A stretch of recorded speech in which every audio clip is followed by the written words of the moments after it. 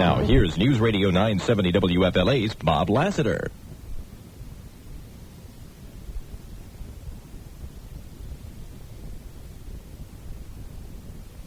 Hi there. I'm sorry. You wouldn't believe what the place looks like today. The guys have been pretty good recently in the morning, but today they have not been good. This is going to take some time. This is going to take some serious time to clean this up.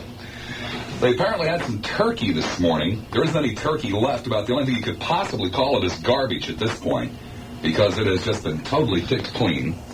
Oh, God, the grease. Unbelievable. There's such a talented group of guys in the morning. It's too bad some of their talent doesn't extend to cleaning up after themselves.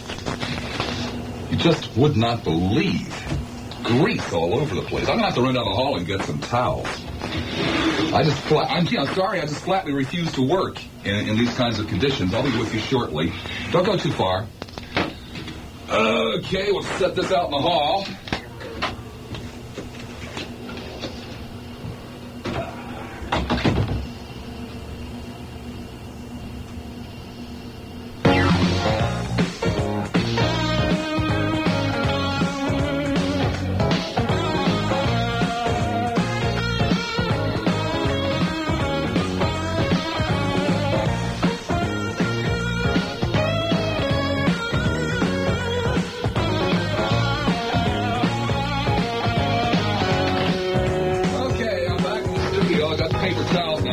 On this grease here that's just covering the entire thing. Turn that music off. No. The show doesn't start yet. No. The show doesn't start until we have a clean studio. A clean studio is a happy studio. Okay. Now we're talking garbage. Grease. Apparently came with some melted butter. Of course, that was hours and hours and hours ago. On. Except all over the counter. Oh, here's some notes they left behind for me. I guess I don't need these. Further stirs. Unreal. That is not amusing. But that's okay. I'm not above cleaning up after. Not above that at all. Hell, I've cleaned up before. Probably clean up again. Okay, now that's all. Well, we'll start the show soon. Don't worry about it. We're not doing anything worthwhile on TKN. I suppose I could do this while I was listening to the news at the top of the hour, but what the hell, why should I? Come on, that's my time, right?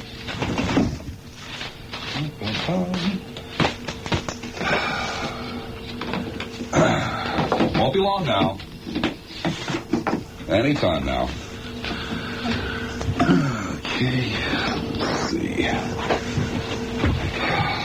Still don't really have all that grease. God. Maybe I should go down the hall and get some kind of a cleaner. Something that cuts grease. Paper towels hardly make it, you know what I mean? Now all we've got is the floor.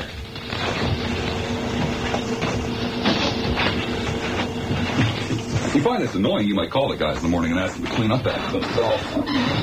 Okay.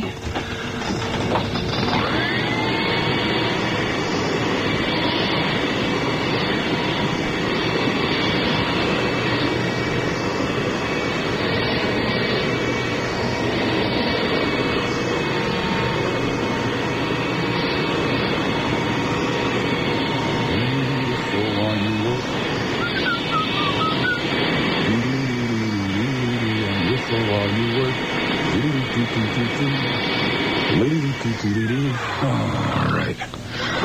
Whew. Now I'm all overheated. God. Okay, let me get my cup ready. What did I do? Oh, the ashtray. I left the ashtray over there. It was filled with cigarette butts. Okay.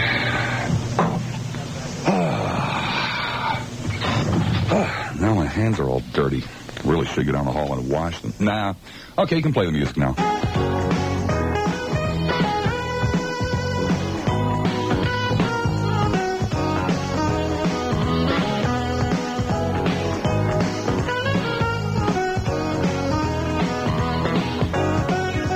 Okay, 4 16 minutes after the hour of 12 noon. Let's see, it took me, about 7 minutes to clean up? Hey, it's not my money. I get paid cleaning up or taking phone calls and putting on a show. It doesn't make much difference to me. I guess the guys that run the station can decide who they want to clean up in the future.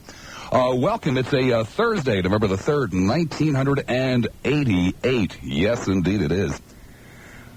Well, I thought, since the guys in the morning work so hard preparing their show that they don't have to clean up, since I had to clean up, I didn't have time to prepare my show. So we'll just make it open phones. I'll give you the phone numbers. You've got phone numbers.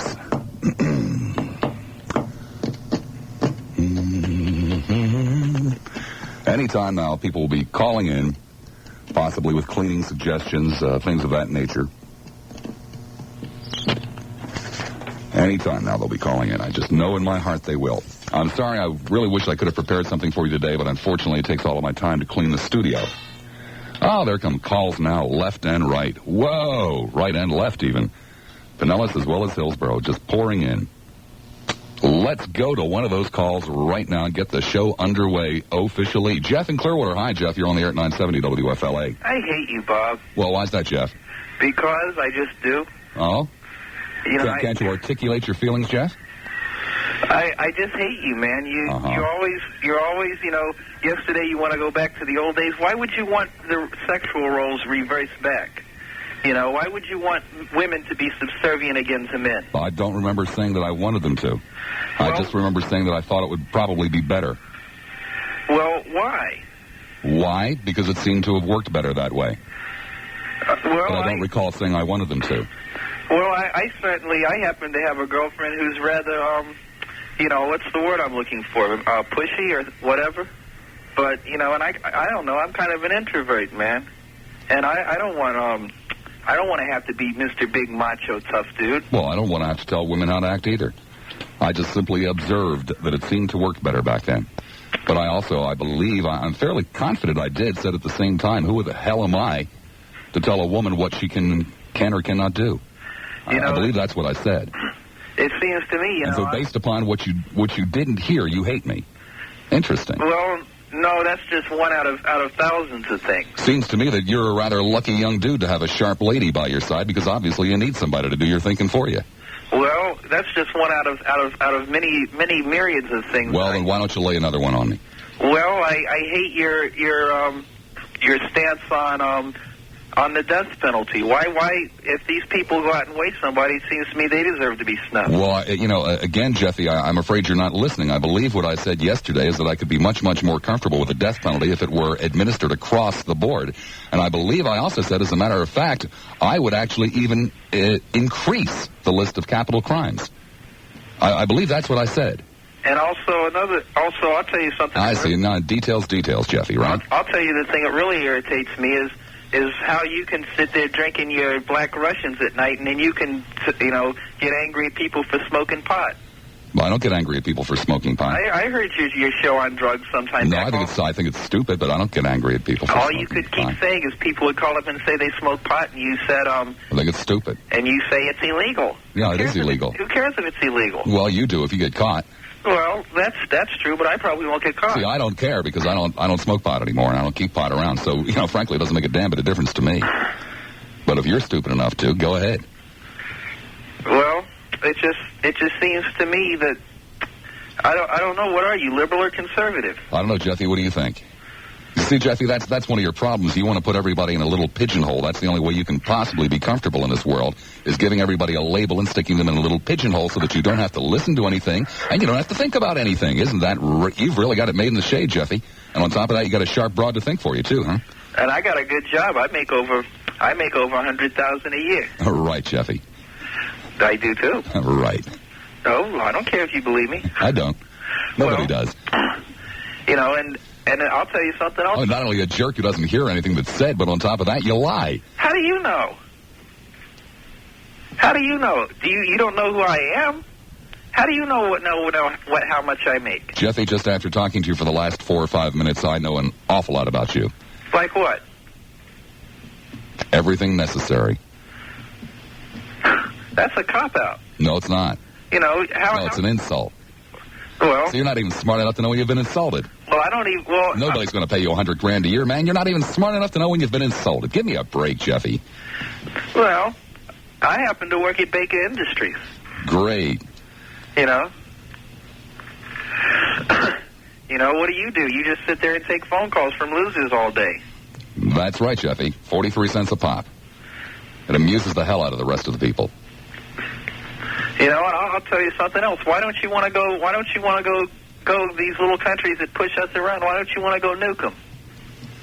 Jeffy, I'm not going to dignify that with any kind of response. As a matter of fact, I'm not even going to let you on the air anymore.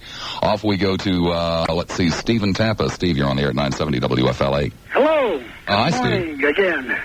I'd like to comment on these conservatives. They want us to believe that they've done so many great things for this country. But what did they do? They promised us no taxes. And they raised a record $550 billion worth of taxes. And this comedian still keeps going, no, read my lips, no taxes. I've read his lips, and all I'm doing is paying taxes. And he's increased the imports. He's decreased the exports. God, can we get Jeffy back on? The what? No, I was just talking to my producer. Go ahead, sir. Oh. They didn't bring the hostages back. They did nothing to settle the MIA issue in Vietnam. They have not raised the minimum wage in 8 years. They put 33 million people in a poverty level. They cut money to better the education. They cut money to improve the environment. They cut money to fight drugs. They cut federal monies to the states and forced all the states to pass many more new taxes. They spent record high monies in defense, and they have a record of close to $100 billion worth of corruption, money wasted, stolen. And they got tanks that don't run, planes that don't fly, and many more problems. We have record numbers of bankruptcies. We have more farms were lost this year, past 8 years, than any other time in our history. More factories closed. And we were made a debtor nation by this Bush and Reagan administration. Our grandchildren. No, sir. That part's not true. No? No, it was the people that made it a debtor nation. The people did it? Yeah. Okay. Our grandchildren will be paying that. And they say the Democrats are the big spenders. We know who the big spenders are if they read the... Well, sir, if everybody knows all of these things that you're saying, why are you saying them? Because I can't believe that we have people out there who don't want to know the truth. And for the past 2 hours, I don't blame you for having to vacuum that studio. It was so filled with lies and dirt. Sir, no. It wasn't filled with lies and dirt. It was filled with a turkey carcass, as well as rancid butter all over and crumbs, which Sam had nothing whatsoever to do with. I mean, this administration has done nothing right. They promised to cut the size of the federal government. They didn't do that. They promised the state rights. They piled on more rules from the federal government to the state. Well, sir, you forced me here to be nonpartisan, and I seem to recall virtually the same promise from every president the last 30 or 40 years. That's possible. Republicans and Democrats. That's possible, but this administration claims they didn't do it. Well, sir, this administration's on the way out. Where were you 4 years ago? Well, I hope they're on the way out. Well, they are, sir. The Constitution will be abided by, and on the 21st, there will be a new president, a new administration. And I think that Bush should be indicted for his part in the Contra affair. They're letting him get away with it.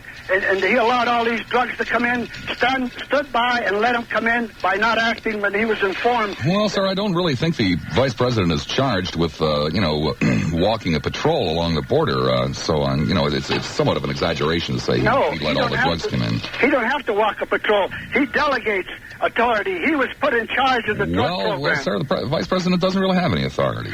He don't have any authority. No, he doesn't. How come he's taking so much credit for everything then? Well, that's a different story, sir. The prosperity and jobs and whatnot in this country. Well, sir, I thank you very much for the call, but as you can hear, the bell is ringing. Your time is up. Thank you. Also, I had promised to read at no charge, because, of course, they've canceled their advertising, The Channel 10 ads that show up in the newspaper. There was one yesterday, and I blew it. I forgot to read it. I got involved in something else.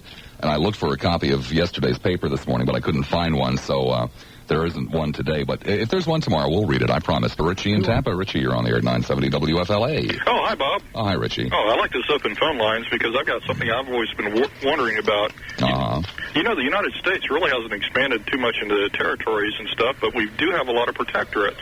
And what I was wondering is if they make a mandatory law that our protectorates become states after 20 years, because we're protecting them anyway. And besides that, that would also give them a chance to help support our government by federal income tax. Oh, which protectorates did you have in mind? Well, basic territories like Puerto Rico, Guam. Puerto Rico pays income tax, as does Guam and the Virgin Islands, to the best of my knowledge. Oh, well, in that case, why not just make them states? And at least that way they would actually have all the benefits of statehood in the United States. Another thing I was wondering about is why we don't offer statehood to certain countries which are economically benefited by the United States. In other words, maybe a country like Japan. Japan has a large industrial base for its population, and they seem to be a very industrious people, and they also have large investments inside of our country. And so what I was thinking about, by basically having, new blood coming into the Union, it would also re-strengthen the dollar, and it would re-strengthen their yen. Well, thank you, Richie. We'll kick that around, see what the audience has to say about it. That was Richie, of course, who does a talk show over at Jones Intercable. Let's see here. Jamie in Clearwater. Jamie, you're on the air at 970 WFLA. Hello, Mr. Lassiter. Yes, Jamie. I listen to your show frequently, and I like it. What I wanted to talk about today was capital punishment. Okay. I feel that if every convicted murderer and, violent crimes, if it's...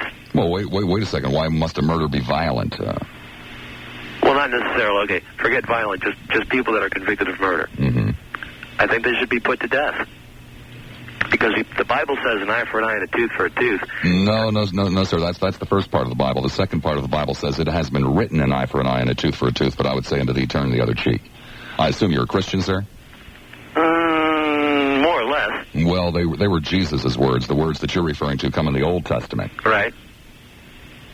But I don't see why we should have to pay for these people to live.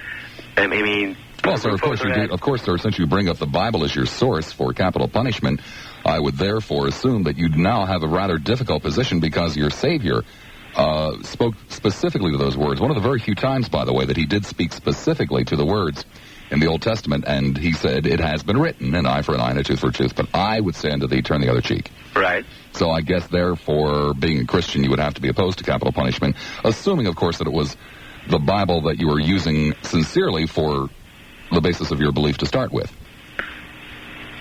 Sure. Glad to clear that one up for you, Jamie.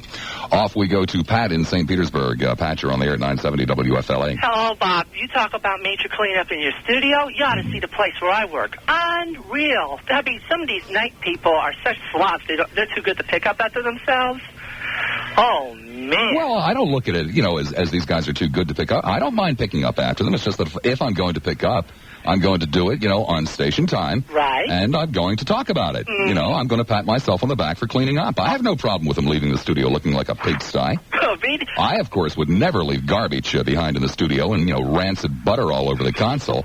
But, hey, to each his own. Well, that's right. That's true.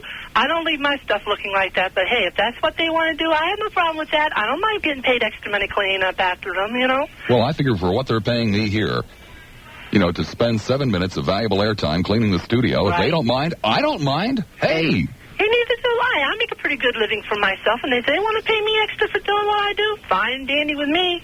At least I know that I'm not a pig. At least I don't leave my place looking like a pigsty. I mean, let's face it. I don't like. Well, it seems very rude to me, but again. Am I rude? No. I'm leaving the place looking like a pigsty. Oh, yeah, okay. Would seem to be very rude. But then, if other people don't see it as such, I'm not out to change the world, Pat. Okay. I'm just out for clean studios. I don't blame you for that one, Bobby. Hey, keep it up, Bobby. You really deserve it. Well, okay, so does Mary. Let's see, that's one lot. We go this time to Tom in Tampa. Tom, you're on the air at 970 WFLA. 3 poems of birds. Birdie with the yellow bill sat upon my windowsill. I lured it in with crumbs of bread and squashed his little head.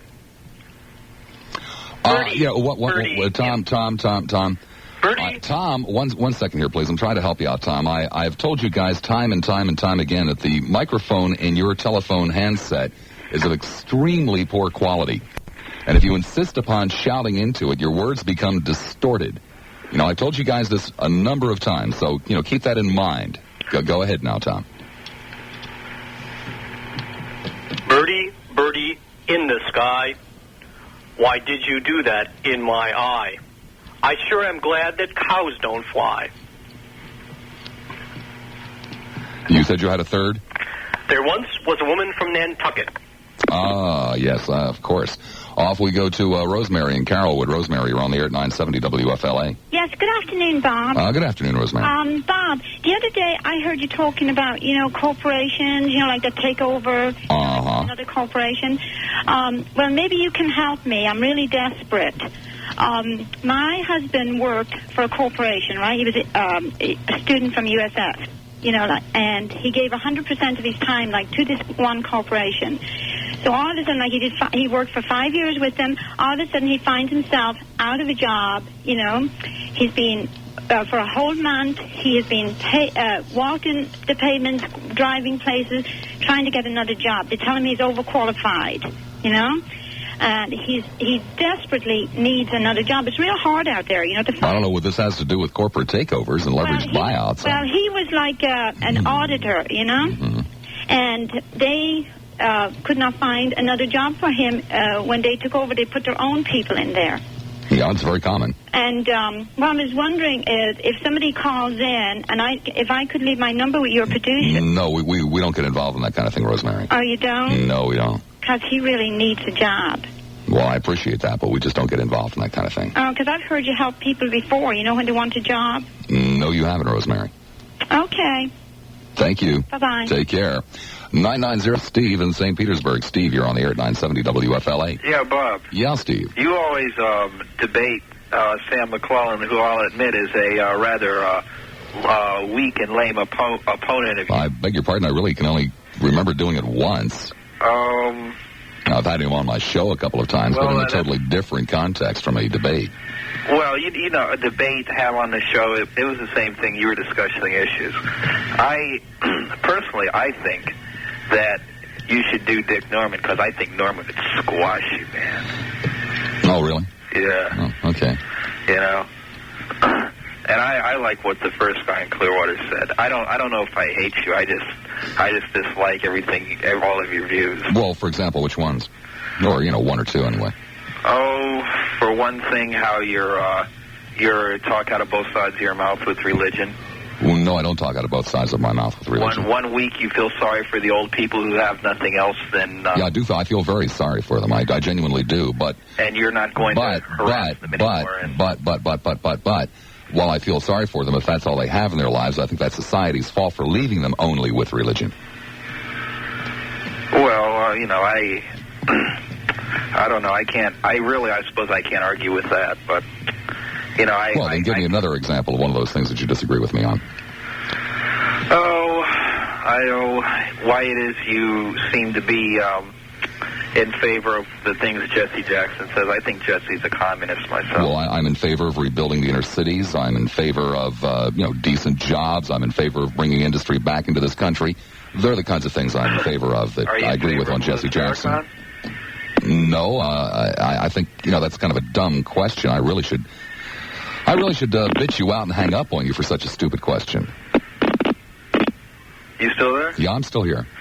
Unfortunately for you, you still are, too. Well, I don't know, Bob. A lot of times it's... Yeah, well, you see, Steve, it should be becoming crystal clear to you that you dislike my views, and yet you have not the vaguest idea what they are. Well, that should be becoming crystal clear to you, but I doubt very much that it is. Well, let me ask you this on your show yesterday. Sure. You wanted, you said if you had your way, you'd have all businesses closed on Sunday. Yeah, I would. Because it's a family day. That's right. Well, this may be a very selfish point of view, and I'll be more than I'm more than willing to admit that right up front. This is a selfish point of view. I have no family. I live by myself. Mm-hmm. And if I decide on Sunday I want to go out and get some bread or get a 6-pack of beer or something, I damn right well expect the 7-Eleven to be open, and I don't want to hear any bull from people about Family Day. Well, that doesn't surprise me in the least, Steve. It doesn't, that I would expect that from you. And that's just my feelings. I can't help it. That's how I feel. Well, I would expect as much from you, Steve. It doesn't surprise me or shock me in the least. You don't give a damn about anybody but yourself. Well, I'll admit that. I've said before on Uncle Dickie's show and on your show when you were with Sam, all I care about really is my own life, and other people have got to learn how to make their lives better, because I'm not going to help them do it. I'm working on me, and I'm the only person that that I'm worried about. Sound like a relatively young dude, are you, Steve? I'm 25. 25, yeah, that's relatively young. Lots of things you haven't learned in your life yet. I sincerely hope for your sake, not for anybody else listening, but I sincerely hope for your sake that when your tough times come, everybody around you thinks and feels just the way you do now. Because your tough times will come, Steve, if they haven't already. Oh, they've come, but I've learned there's always a way to survive. There's always a way to survive, Bob. Maybe it's not ways you would agree with, but there is always a way to survive. Well, Steve, you're dead wrong on that, because there is usually a way to survive, and more often than not, you end up surviving. But there is a point in everybody's life when they just can't make it on their own anymore. That's the only real guarantee that you're going to get in life, is that at some point you will run into a problem that you cannot solve on your own, that could be solved with the help of other people. And I sincerely hope, Steve, that when that day comes, everybody on the face of the earth feels just like you do today. Because that's about the only punishment I could think that would be befitting of a rather short-sighted guy like yourself. Well, if it was really a problem like that, I would probably just turn and walk away from it.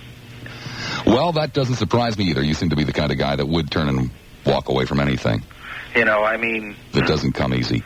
I basically have a very, what's the word I'm looking for? Very, shallow. I think shallow is the word you're looking for. Well, shallow or whatever, list of things I need. There will always be a place I can get food. Even if it's from a garbage can, I'll find something to eat. Oh, somebody else's food, I see. There's always somewhere I can sleep, even if it's under a bridge. Somebody else's bridge, I see. That's what I mean when I say there's always a way to survive. I won't sit here and tell you it's with any degree of comfort. Well, unless the temperature's about 13 degrees outside with a 40-mile-an-hour wind, then you're not going to survive the night underneath that bridge. But that's okay, Steve. Well, I don't think it would be that way in Florida unless we have nuclear winter or something. But, guess you haven't been in Florida long enough. It does get that cold sometimes, Steve. It does? Yep, sometimes it does. Well, I've been here 5 years, and the lowest I've seen it get is down to about 30. Stick around. Another thing that I find myself wondering about is why do you get so inflamed or impassioned over, let's say, Iran or any of these other countries that really, would it really affect your life, Bob, if we did something? I mean, if 50 million people were killed in my name, yeah, it would affect my life. It would make me feel real bad if 50 million innocent people were killed in my name. That's interesting, because... That's interesting? No, that's called humanity. Having humanitarian feelings. Well, I don't know. To me, I would probably call it if you spend your life walking around looking down your nose at other people that, hell, you share the state with, the community, the block with, then I can well understand how you would have utterly no problem looking down your nose at people that live 8,000 miles away. I probably would call that idealist, what you're saying. To be perfectly honest... No, I beg your pardon. Not wanting to kill 50 million innocent people is not being idealist. Or idealistic, as the case may be. Maybe wanting everybody in the world to have a good meal at least 3 times a day and decent shelter, maybe that would be being idealistic. But not wanting to nuke 50 million people who are basically innocent, decent, kind, loving people who share the same dreams and aspirations that you and I share. That's not being idealistic. Well, as a matter of fact, wanting to just go and nuke an entire nation is being somewhat cowardly. You know, it would seem to me that if you find these people over in Iran or wherever it might be to be such a threat and such a, such a disgrace to humanity that you get off your fat butt and go do something about it yourself rather than wanting somebody else to build a nuclear bomb, then build a plane and then fly it over there for you and let somebody else pay for it all and drop it on a country so that, you can get your jollies. That's called cowardly, Steve. As a matter of fact, you're a despicable subhuman pig. Off we go to, let's see, Charles in St. Petersburg. Charles, you're on the air at 970 WFLA. How you doing, Bob? Fine, thank you. I was listening a couple of nights ago to the BBC World Service. I guess your question you had posed to to Bush and Reagan and other people here about Gdansk. What's the difference between breaking up a union by the Polish communists there isn't any over here? Well, Bush or Reagan hasn't answered, or anybody else over here, but Margie Thatcher has answered. You see, according to her, the British government can do that because they're a representative government, but the Polish communists are totalitarian, so that's the difference. Well, if Maggie's comfortable with that, what the hell? She's a nice lady. Yeah, a little batty, but somewhat, I think Ron and Ronnie and Bushy would agree with that, though. I'm finding. Well, I of course am very, very amused that the American government hasn't come out and condemned this action against the poor, oppressed, organized laborers in Poland. Sure. Another point. Not quite as hypocritical as I thought they were. Yeah. Well, she just comes right out with it. Or at least according to the BBC. Just it's all right for her to bust up unions, but they're totalitarian, so they can't. Right. Of course, union members are not citizens of the country. The working man is not a citizen. Only, I guess, in England, apparently, the representative form of government only represents well-to-do people who don't need unions. Yeah, well, one time I know in 1939, one book I have said about the Tory party, or that actually had represented the junior branches of many of these aristocratic families. At least that was true in 1939. It said that the House of Lords actually owned much of at least 1/3 of the land, the aristocracy in the House of Lords. The people in the House of Lords actually have, for over 150 years, actually ruled through commons. They don't rule through the House of Lords. These big families, they're the junior members of their own family. An example is Harold Macmillan. I think probably Tim Coles would be a tad more interested in pursuing this with you because most of my audience hasn't the vaguest idea what you're talking about. Okay. Well, anyway, another thing I wanted to get to is for my French publication, I just got the people in. It seems all the political parties from left to right are considering now. Even Raymond Barr and some of them from Mitterrand, all from all. I think my people probably know and care less about what's going on in France than they do what's going on in England. The point is they're considering taking care of their poor and homeless. They have about 14% unemployment over there, and they're considering having a guaranteed annual income over there of $2,000 a month. And all we're getting over here is media campaigns by Roger Ailes. I don't favor guaranteed incomes. I think it's an absurd idea. Oh, I don't think it's absurd. I think. Well, who the hell's going to pay for it? Like France, who the hell's going to pay for it? I would much rather. I think the French. Shut up. Shut up yourself, you asshole. Well, obviously, a little boy who has just no concept of how the real world works, and while it may sound very idealistic, I think the French government would do far better to take their $2,000 a month and bring industry into the country and give the people jobs rather than checks.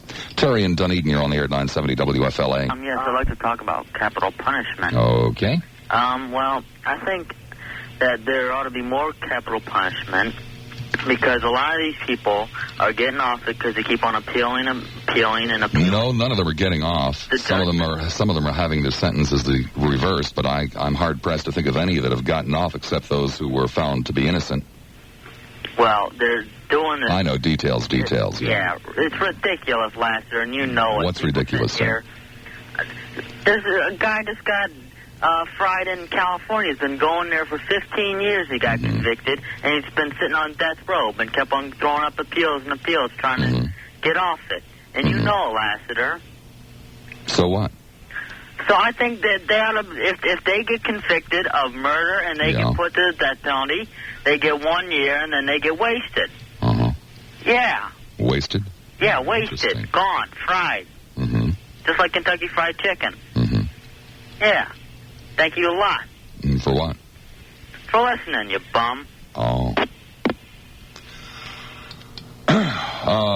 Is Charlie ready? Yeah, he's ready. Oh, okay, great. Charlie Davis standing by with the WFLA News Brief. Just about every time I get around to saying, well, okay, on this capital punishment thing, I talk to a young punk like that. So I can think of lots of crimes. I can even think of lots of people who are so despicable that the only fitting punishment for them is to deprive them of their lives. I can think of lots of crimes and lots of people. But where I have a problem is that, you know, young punks like him don't quite seem to understand why we have so many people committing heinous crimes. It's because, like I was talking about yesterday, we don't seem to have a great deal of respect for each other and consequently a great deal of respect for human life in and of itself. And while there may be people whose only fitting punishment is to surrender their lives, nobody should ever be gleeful about it. It's a very sad occasion. It's not necessarily sad for the despicable subhuman pig who took somebody else's life to forfeit his. What is sad is that such people continue to exist, that such crimes continue to be committed, that so many of us do not have any respect for anyone else. That's what's sad, and it is never gleeful. And just about every time I get around to saying, well, you know, okay, geez, I guess I could go along with that, I run into somebody like him. And he doesn't quite seem to understand that his attitude is what makes it so much easier for somebody else to kill someone. As a matter of fact, we'll dump it. Slim in Plant City. Slim, you're on the air at 970 WFLA. Yes, Lassiter, this is Slim. I just wanted to talk a little about, say, a little agricultural. Salaries, lettuce. Let's get into some lettuce. I think, you know, you're just not quite up to Lud and the others, Slim. Nice try, but, you know, why don't you save it for Liz? She needs a little excitement in her show. John and Holiday. John, you're on the air at 970 WFLA. Hello, Bob. Yeah, John. Okay, listen, what I found out is you had 3 callers, and the last thing fell in the category of no respect, no concern, no communication, no humanity, and therefore you and I became a minority. What I wanted to get at is, I listened to the other day, and it really fell in line. As far as $14,000 cars being egged, lottery tickets thrown in parking lots, McDonald's, they go through there and they throw things in parking lots. That's respect and everything that falls in line right there. As far as I'm saying, and communication is just what happened to you with the last 3 callers. They just have a mindset, and that's it. Call you up to just do something different. And I noticed since you changed your format that... I haven't changed my format. What are you talking about? Well, you used to be a bad guy. I still am. Well, what do you mean I used to be a bad guy? You're reserved now. Now you're using your bullets discriminatingly, okay? I don't think so, sir. I haven't changed. You know, I am deeply offended by the suggestion that I've changed my views or I've changed my ways. Oh, deeply offended by it. Okay, let me use this word. Belligerent. Go ahead. That got you again. Go ahead. Go ahead. You've been more, I'd have to say, reserved now, and you're letting things get away. People that are calling in now are, to me, they just fall in that category. They don't have any respect, concern, communication. Not that they have to have respect for you, but they just have no respect for anything. That's the way I look at it. Maybe I'm wrong. I'd like to hear your input on that. My input on what? the input on the people that are calling in. I think I give it to them, sir, while they're on the phone.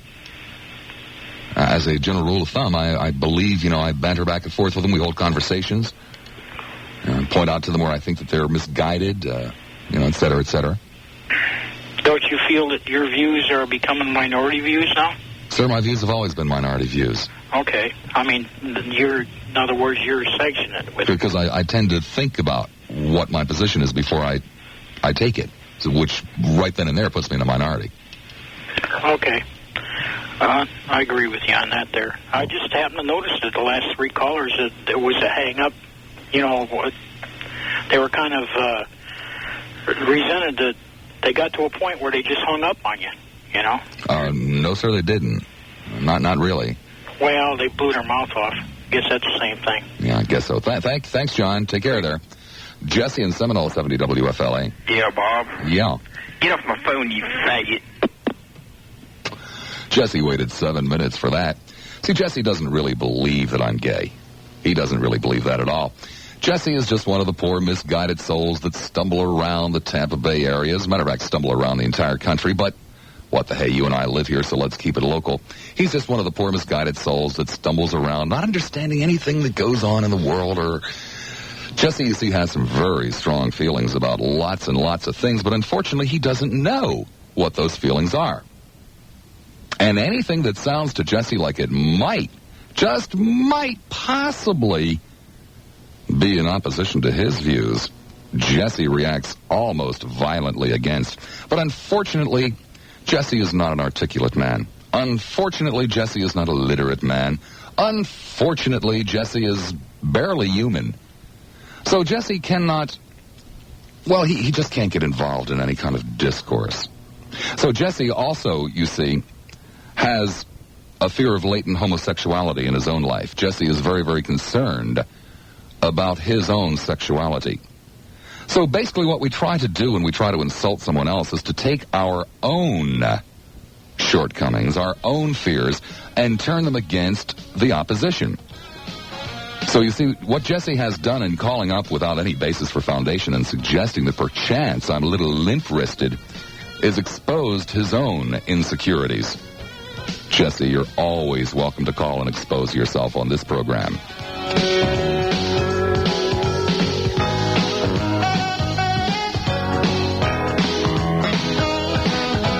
Uncle Dickie Norman here with an invitation for you to join me after Bob Lassiter on 970 WFLA. We'll have frequent news and traffic updates and News Radio 970 WFLA's Bob Lassiter.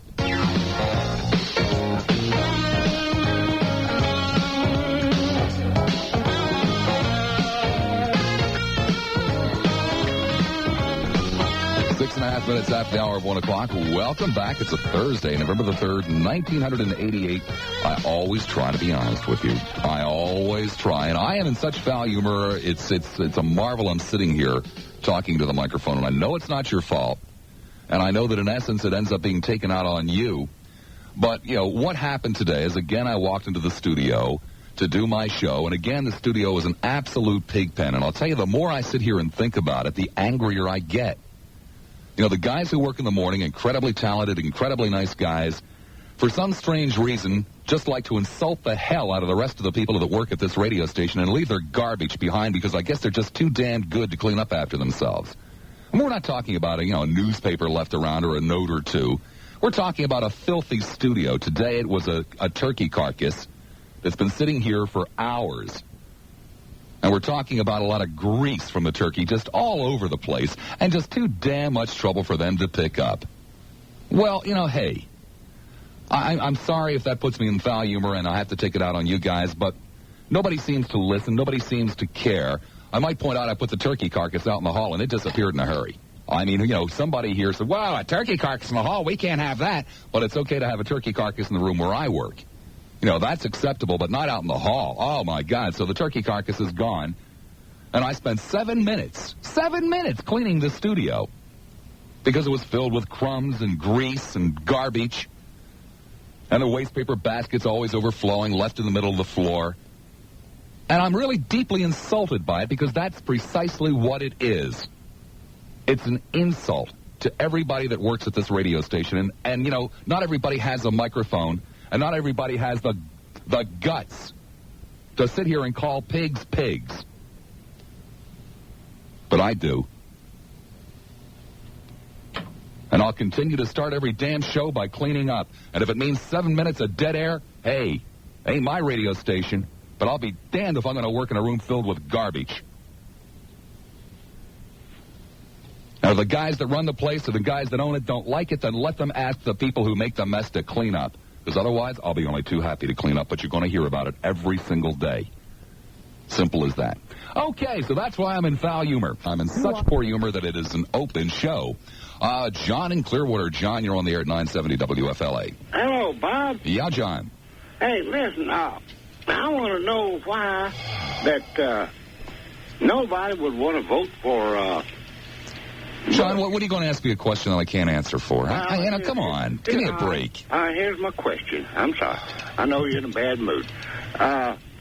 I'm always in a bad mood for dumb questions that can't be answered. He's a clone of President Reagan.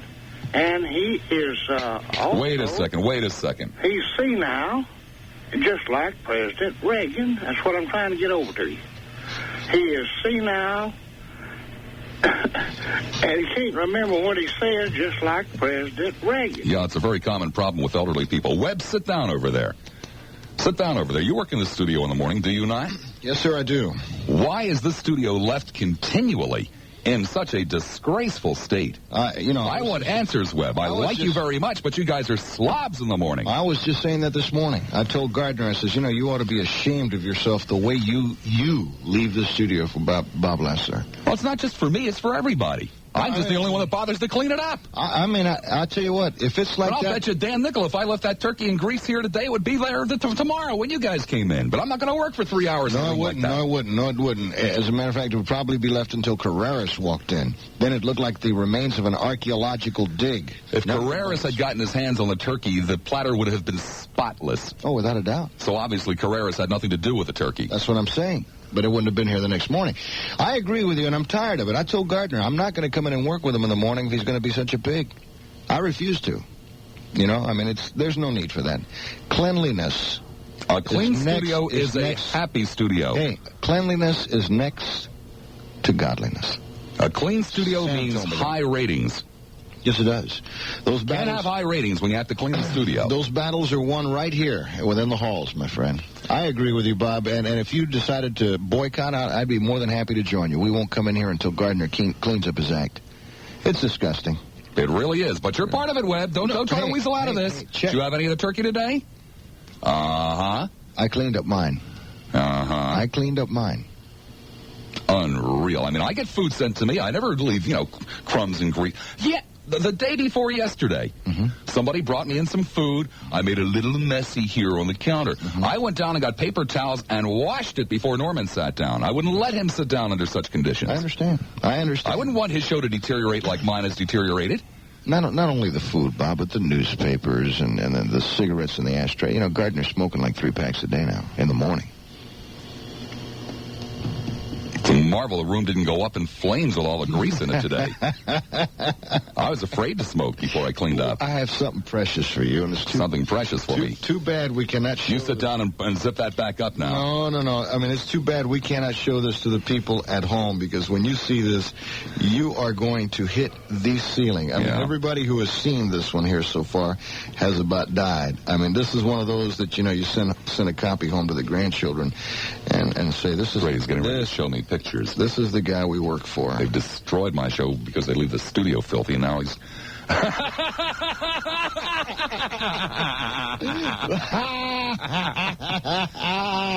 It is a picture of I believe our fearless leader, one David Maseko, that bears an incredibly strong resemblance to a Walt Disney chipmunk. Are there not more chins on there? If only those ears were a tad more pointed. I can't tell if it would be Chip or Dale, but actually it looks like Chip and Dale. Man's got more chins than a Chinese phone book, man. Take a look at that. Oh my God, that should come in very handy when it's time to renegotiate. Could I borrow it when you're through with it? Of course. Actually, I think I'm technically a day or two ahead of you. But you can use it before then. Okay. Okay, I won't tell them what date that is. That is precious, though, isn't it? Oh, that's just great. Well, I'll hold it up for the folks at home to look at. What do y'all think out there? Oh, it's a picture beyond belief. If only it were television. God, if I ever get on the Murphy Show, I'll be sure to take that picture along with me. Have you? Well, no, that's okay. I just wanted to bring you in on this to give you a chance to come out with your side of the story for why the studio looks like it does every morning. I just wanted to ask you, how come you weren't at Cheryl Brown's Halloween party? We missed you. Oh, I was there. Were you? Yeah, I had on my John Wilson Anchorman mask. I didn't, we looked and we said maybe, and we said, no, that's John. Great job. Who did it for you? I had it, I'd rather not say. Great job, though. Well, John was fantastic, though, in his costume. All he did was muss up his hair, but nobody recognized him without a hair out of place, I tell you. Sam was there. He was dressed as a Democrat. Nobody recognized him either. Well, no, they just ostracized him, that's all. Well, Webb, I'm going to get back to the phones. I've got a full board. I don't know why. A lot of masochists out there in the first hour. We'll see what happens in the second. I'm leaving it up to you, Webb. I'm leaving it up to you at this point. If he doesn't clean up his act tomorrow, that's it. That's it, I'm telling you. I'm tired, too. Because as far as I know, the only two people that work in this room in the morning are you and Gardner. No. There's a lot more that traffic through here with food. Thank you, Webb. Off we go to Bob in Tampa. Bob, you're on the air at 970 WFLA. Hi, Bob. How you doing? Oh, well, you can hear. Yeah, first thing. At least the picture of Maseko did break my day. The more you bitch and scream about it being Bessie in there, the more they're going to leave it like that. Well, that's okay. I mean, you have no idea what these people are paying me, and it costs a fortune if you were smart, for me to clean this studio. If you were smart, you'd call maid service, have them come in there and flip the bill to the station. No, sir. I find this much, much more effective. I mean, these people are paying me a fortune. It kills them. I mean, do you know how much dead air I left at the top of the show today? Yeah. Well, you have plenty there is nothing, absolutely nothing that makes management more insane than dead air, except complaining about the people that you work with. Okay. And if you do both, whoa! Okay, got a question for you. I don't know if you were listening to Saving Sam a little earlier this morning. He had a gentleman on talking about... Must have been somebody in opposition to him then if it was a gentleman. He was talking about some of the things Dukakis had done up in Massachusetts, and I was wondering if you know anything about this as far as the Bank of Boston announced that the government was like $1.25 million overdrawn. That in Boston, if you're going to get a motorcycle, you have to pay $50, I believe, to take a course, and there is no such thing as the course, and the money from that goes to, reduce their deficit. That he was stating that if you get a speeding ticket doing 65, you may be fined up to $500. That would go towards reducing the deficit. How he pinched into the pension plan up in Massachusetts. I was wondering, have you heard these? Specifically, those particular charges, only the last one, but let's walk through them here. Okay. Every major organization in this country works with, in essence, a zero balance in their checking account, okay? Mm-hmm. Because you don't earn any money with money. For example, the Ford Motor Company several years ago did a study of the slowest, poorest post office in the entire country. And they happened to find out, I believe it was Louisville, if I'm not mistaken, the Louisville, Kentucky post office was the worst. So the Ford Motor Company mailed all of their checks from Louisville because that way they could wait another day or two or three to put the money in the bank before those checks would start to come back to clear. So every major organization operates with a zero balance in its checking account, and virtually every major organization at some point or another during the year finds itself overdrawn. $1.2 million for a state with a budget the size of Massachusetts. Now that's another thing. I don't know if it was 1.2 million or billion. No, nobody let somebody go $1.2 billion dollars overdrawn. You don't even let the Fed Gov get that far out of line. Mm-hmm. So, even if it was 12 million or 120 million, it's basically a day's worth of business. Okay? Somebody blew it and didn't get the bucks to the bank fast enough. In terms of the motorcycle licensing fee and the course that does not exist, I've never heard of this. I have no knowledge of it one way or the other. Mm-hmm. But it wouldn't surprise me in the least if the state of Massachusetts, as well as a lot of other states, threw a fee on something like a motorcycle license or a whatever license. Okay, now, he says that another charge is that he's raised taxes 5 times. And then he states, no, I have never raised taxes. No, I beg your pardon. That's not what he says at all. That's not what he says at all. First of all, I believe it's 7 or 8 or 9 times that he has raised taxes. He responds by saying, I have decreased taxes 5 times. Both are true. I see. So he's raised them 9 times and then decreased them from that raise. I'm not sure of the exact order in which it came. Okay. They're being used to make it look like the deficit is coming down. Because the only thing that can be done again with those monies is to buy U.S. government securities. Right. I mean, I'm personally am voting for Bush. Go ahead. I don't care. You know, more so I'm voting for the Republican Party. Well, you're a fool, sir. Why is that? That's your opinion. But, yes, well, of course it's my opinion. But, you know... Because I don't think you're paying any attention to what they're doing, sir. You're getting all bent out of shape about $50 non-existent motorcycle courses. I'm not. And you're getting screwed left and right, man. They raised your taxes and cut their own. I'm not getting... Guess what? They're not satisfied. I'm simply they're not satisfied, sir, with the tax cut they took for the top 20% in this country. They want more. And your taxes will be higher next year, sir. Well, I believe that when you cut some of the taxes on these corporations, that enables them to grow, and thus by growing, hire more people and create more jobs. Sir, what major corporation opened up a new factory in the last 8 years? Excuse me? What major corporation opened up a new factory in the last 8 years? I don't know. I mean, I'm not... General Motors did, by the way, in Japan. Mm-hmm. Anyhow, but you vote for Bush, sir. You go right ahead and vote for him. I think that anyone who would vote for the Democratic Party is a fool, because what you have in the Democratic Party is a bunch of little parties in there, each wanting to do this and wanting to do that, and they are not unified as they say they are. And the Republican Party is best for America, which has been proven over the past century. Oh, yeah, of course, right, yeah. By the electoral vote. I believe it was the Republican Party, sir, that gave you the crash of 29. And I believe also that Mr. Dan Quayle has a great amount of potential, and in the next 4 years... As soon as he can figure out what an abortion is. You're going to see that potential created into... Are you trying to pull my leg, or are you serious? Oh, I'm totally serious.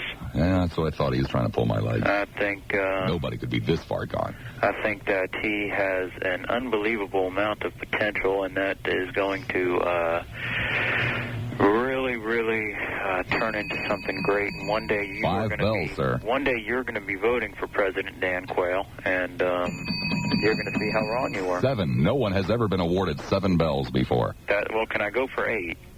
Sir, I don't think you could possibly top yourself by saying that one day I'm going to vote for Dan Quayle. Not only are you going to vote for him, but you're going to endorse him, and you will, you just might even be on his campaign staff. Right. I strongly believe that. You're doing more than pulling my leg now, sir. You're pulling my middle leg now. Truthfully, can join your favorite 970 WFLA personalities, as well as your least favorite personalities. I don't understand that. I really don't. But nonetheless, for the Wade Boggs Celebrities Softball Tournament at USF on November the 12th, we're all planning to be there. I don't love the way they write these things. Nobody's mentioned it to me. Hope you are, too. For details, call the 970 WFLA Business Office. Off we go to Henry in St. Petersburg. Henry, you're on the air at 970 WFLA. Good afternoon, Bob. Afternoon, Henry. While waiting on the phone, I thought of some other things, too. I'd like to go from the lighthearted to the serious in 3 steps. First thing is, until Ted Webb cleared it up, I thought that this business about the turkey carcass going meant that Sam wouldn't be back tomorrow. No, sir. Sam had utterly nothing whatsoever to do with it. You know, let's put the blame where the blame belongs. He was the turkey carcass. No, sir. And the next point is that I frankly don't understand why he sat here for 3 hours with it under his nose, but that's his business. I didn't say he was to blame for it. I just thought he was the carcass. Anyhow, the next point being, I'd like to congratulate your station on achieving very good balance this week in 2 forms. One form would be that you and Dickie are nearly balancing each other almost, and that there's been a perfect balance achieved between Sam and TJ.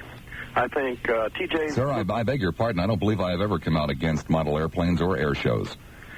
Well, so I failed to see the balance there. I don't speak in favor of them, but I've never come out against them. Well, regarding the balance between TJ and Sam, I think TJ's losing as many votes for the Democrats as Sam is losing votes for the Republicans.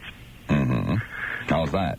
Well, I think they're both just so off on the deep end on each end that they offend the people that would vote for their party.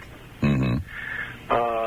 And the serious point that I called in about is when people vote next Tuesday, and I hope all that are registered will vote next Tuesday, I hope they will bear in mind the replays of the newsreels of the 1930s in Germany about patriotism, flag waving, and also of Stalin's and Lenin's flag waving, and all the tens of millions of people that Hitler killed, and the tens of millions of people that Sir, I'm not in the least bit amused by, in any shape, manner, or form, trying to tie George Bush and today's Republican Party with the Nazis in Germany. I find no correlation, nor do I find any source of amusement in it whatsoever. Shirley in St. Petersburg. Shirley, you're on the air at 970 WFLA. Hi, Bob. Hi, Shirley. I'd just like to take about 30 seconds of your time and just say something that I've been thinking about for a long time. Oh, well, I guess that's okay, Shirley. Okay. Well, today these nasty people that called, they kind of put my thoughts into my head. Mm-hmm. And I think most people have no respect for the other guy and couldn't care less for their well-being. And I think this is a worldwide problem. I think it's because the problems in the world today they're just unsolvable. So we try to convince ourselves they don't exist, or we don't think about them, or we just get plain old hard-hearted and just don't care. Well, problems are always unsolvable per se. It's just that you should try to work around easing the problems. You can't make problems go away. You never could. Well, today we have unsolvable problems. Always a lot have. of them. Mm-hmm. And I also think that most of us, given the opportunity, we'd rush into a house that was burning down and at great risk to ourselves. We'd go in and try to save one person or two if it was in our power. And this is the most disrespectful, the most hard-hearted person that's ever called you. They would probably do that. Probably. You know, because these people are sitting at home fantasizing, basically about blowing these people off the world's map, nuking that place off the map, making this one fry, making that one fry.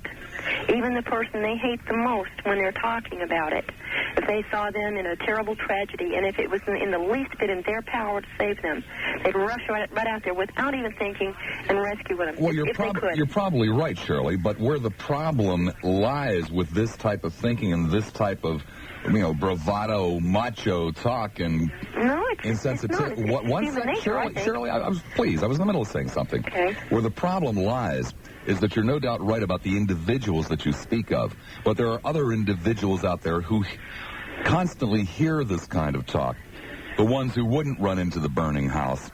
These are the ones who end up on death row. These are the ones who end up coming in and beating the hell out of your sleeping daughter in the middle of the night. These are the ones who hold up a gas station and blow away an innocent attendant just so he can't testify against him. Because most of us do, all day long, every day, talk very badly about other human beings. I still think that they're in the minority because the worldwide population is humongous. And those people, thank God, are still in the minority. We just hear about them too much more than we used to. And with the population growth, naturally we've got more creeps. But a lot of us, okay, like the presidential election, who do you know that definitely likes one candidate over the other? What do we have to choose from? Well, gee, I think I was talking with a lad a few minutes ago. Stored up, and that's what you're hearing from the public. It's just total resentment, and it's anger, frustration. Maybe this is the definition of frustration. I don't know, but who do you have for candidates? Shirley, you've got a direct reflection of the majority of people in this country. That's what you're having, George Bush and Michael Dukakis. I'm sorry that they don't like themselves, but that's what they got. They got themselves. And isn't this an unsolvable problem? No, it's a cyclical problem. Another unsolvable problem? No, it's a cyclical problem. This isn't the first time this has happened. People always put up for elected office a direct reflection of themselves? Well, the only thing, after all my soul searching and all my wondering and worrying and reading and studying and watching TV and listening to the radio, I have finally come up with, want to hear my grand wit? Lay it on me, Shirley. All right. The world still turns, and the sun does come up every morning, and life goes on. To this point. Yeah? You're only telling me about history. You're not telling me about the future. Well, you'll have to pay me $1 before I'll tell you the future. Got to lay some silver on you. Sorry, Shirley. I need all the bucks I can to pay off that Lincoln. All right. Thank you, Shirley. Bye-bye. Bye-bye. Lud in Plant City. Lud, you're on the air. Hello. Wake up there. Pity. Mike, the truck driver. Mike, you're on the air at 970. Hey, Bob, long time no talk. How you doing? Oh, fine, Mike. Hey, did you really get a Lincoln or what? Yeah. What do you do with your Taurus? Traded it in. Oh, okay. Well, congratulations. That's good. Well, I like it. Yeah, well, I'm glad to see you, getting up in the world there. Oh, yes. Yeah. Hey, Bob. Yeah? I don't usually listen to talk radio on the weekend because I'm not driving, but I was in my car and I happened to turn on Lionel. I don't know. I got to give him very depressing, isn't it? Very depressing. Hey, very depressing. Bob, he's not bad. I'd rather have Tim Coles than Lionel. Hey, I'm telling you, Lionel has got a future. I mean, come on, give me a break. What do you think? Yes, but unfortunately, it's not in broadcasting. Well, I'll tell you what. The truth of the matter. He's better than Richards. The truth of the matter is, I haven't heard his show. Oh, I know. Well, like I said, I just happened to turn it on by mistake. I said, this guy is good. I mean, I would imagine it's basically a carbon copy of what I do, since Lionel emulates me in every possible fashion. Well, I'll tell you what. You know how you used to say, Mike, you're on WFLA. Now you have to say you're on 970 WFLA, Yeah. Whose idea was that, I mean? Whose idea was that? Paul Sliwa's. Who's it? Paul Sliwa. He runs the place. Well, Lionel says, he says, I have to say this. But he only gives the phone numbers on like twice an hour, which is unusual. And yet he gets calls. That's unusual, Bob. Well, the fact of the matter is, Mike, I hate to really expose Lionel for what he is, but you see, Lionel does a number of different characters, and he has been doing this for years. I know some of them. I won't expose him outside of the fact, or outside of saying that many of the people that Lionel talks to on his show, he's in essence sitting here talking to himself. Oh. Yeah. Okay. Yep. Okay. Man gets no phone calls at all. He has a very large family. Well, and he does a lot of voices. Now, I tried to get my wife to convert over to Dukakis. I've been trying, taking her out. I've been doing everything, Yeah. But I don't know, Bob. She's still on the Bush side. But let me tell you why the polls, this is what I believe, why the polls are so in favor of Bush. You see, all these people that voted for Reagan, they don't want to say, oh, no, we're not going to vote for Bush, we're going to vote for Dukakis. But, see, they don't like, Reagan is finished. He's through, and they don't want to admit that they made a mistake in the last 4 years. Oh, Mike, you couldn't be more wrong. I totally disagree with you. I'll tell you precisely why Bush is ahead in the polls. Okay, well, go ahead, Bob. Mike, do you want a bleeding heart, liberal, tax and spend government? I mean, do you want the kind of government that's going to give away everything and raise your taxes and be ultra-liberal? Of course you don't, Mike, nor do I. And all the Republicans had to do was label Dukakis as an ultra-liberal. Yeah, but most people couldn't tell you what an ultra-liberal is, but they sure as hell don't want one. So if I'm a Democrat and I'm going to vote for, they label me a liberal, is that what they're doing? Yep. Well, I don't mind paying a few more dollars in taxes, which I think this country needs to straighten up their act. But I'm just telling you, if people who think about it, when they go to push that lever or punch that ticket, I mean, think about, between Bush and Dukakis. I mean, I can't see how these people are going to vote. In fact, what I'm turning in my chauffeur's license. I'm going to go to Canada and try to apply for a chauffeur's license there if Bush gets in. I can't take it anymore, Bob. So I don't think it would be any better there, under the Bush administration than it would be here. Well, maybe Australia. I don't know. I can't take this country if this guy, George Bush. Bush is not a bad man, Mike. He's not a bad guy. He's a hell of a lot smarter than Ronald Reagan, for openers. Hell of a lot smarter. Well, not smart enough for me, Bob. He's not the reactionary that Ronald Reagan is. He's a fire. Give me my choice between Reagan and Bush, and I'll do the same thing I did in 1980. I'll vote Bush any day of the week. However, the thing that terrifies me with the Republican administration is their allegiance with big business, their disdain for any type of control over business, and the condition that this country now finds itself in with leveraged buyouts and just nonsensical, stupid takeovers that do nothing but eliminate jobs, et cetera, et cetera, et cetera. That is the thing that terrifies me most with a a Bush administration, a Republican administration. Yeah. Forgive me for the background noise, Bob, but I'm on one of these open-air phone booths. Whatever happened to the closed phone booth, Bob? Gee, I don't know. With the bifold doors. Whatever happened to that? God, I can't remember the last time I saw one now that you mentioned it. Well, another thing is... It's okay. I could hardly fit into the damn thing, so... Well, one other thing is that... I got to say to myself, too, I said, do I want my grandmother up there for the first lady? I mean, give me a break on this old, decrepit lady. She might be a nice lady, but she's not no first lady. Well, I don't know. Barbara's not that bad a woman. I mean, come on. She's done a decent job of raising her family, apparently. I didn't say she was, but she doesn't look like a first lady. She looks like my grandmother. Of course, she hasn't broken George the habit of calling some of his grandchildren the brown ones, but, outside of that, I can't think of too much to chastise her for. Okay, can I give my Duke chant before I close it, Bob? Anything. Go for it. Okay. Duke, Duke, Duke, Duke, Duke, Duke. Okay, Bob, I'll see you. Okay, be good. I don't believe I stopped for Charlie Davis, did I? No, you didn't, Bob. Oh, there you are, Charlie. Charlie Davis. I'm sorry, I was having such a grand time talking to Mike. Charlie, I kind of enjoyed it myself, Bob. It's all right. I'm sorry, Charlie. Well, the people who run... Great ad from Senator Bob. Sounds like he was talking on a tape recorder where, he's speaking to Mickey's nose. Bob in St. Petersburg. Bob, you're on the air at 970 WFLA. Just speaking to Mickey's nose now. Yeah, Bob. Yeah. How you doing? Fine. Say, look, I wonder if any of the people out there know that your program is on a time delay, so that these idiots that call you all those names could easily be cut off. I think most people are aware of that. You do? No, I don't think they are. But you permit it to go out, which I think is very fair.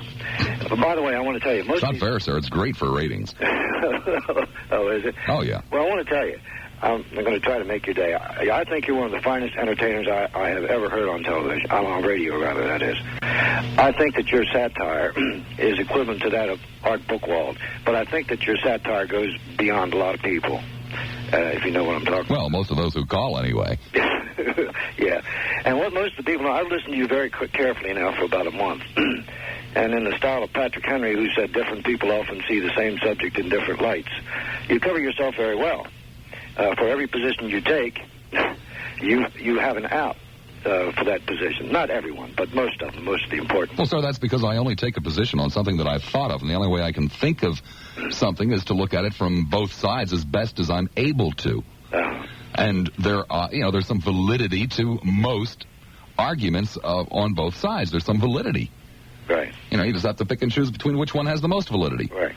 I think you're very fair. I think sometimes you come off as a very hard person over the air, but after hearing your program yesterday, speaking of memories of the past when you were a child and so on and so forth, I'm a generation ahead of you. I'm 20 years older than you, but it was refreshing for me to hear what you had to say about your life as a child and those values that existed back in those days. It would be utterly absurd to say that this would be a better world if we called everybody Mr. and Mrs. and Miss and Master and so forth and so on. That's utterly absurd.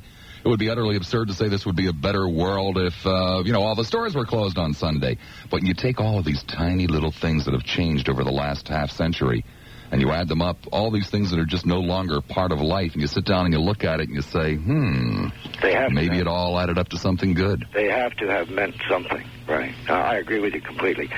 We don't have Sundays as we used to have Sundays. Everybody knew it was Sunday.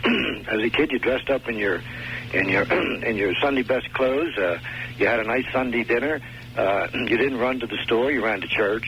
You didn't run to the store, and it was a leisurely day for everybody. Now basically spent with family. Yeah, right. Nowadays, nobody knows what day of the week it is, really, unless you remind them of it sometime. I feel very sorry for people that have to leave their families, their children, their spouses, and go out and work on Sunday. Right. Very, very sorry for them. Right.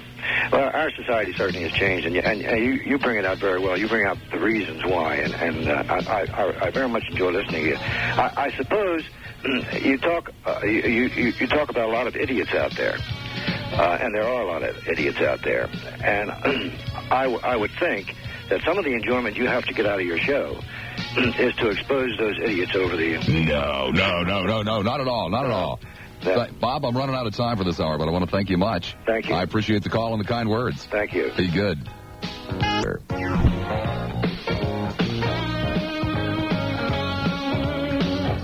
8 minutes after the hour of 2 o'clock.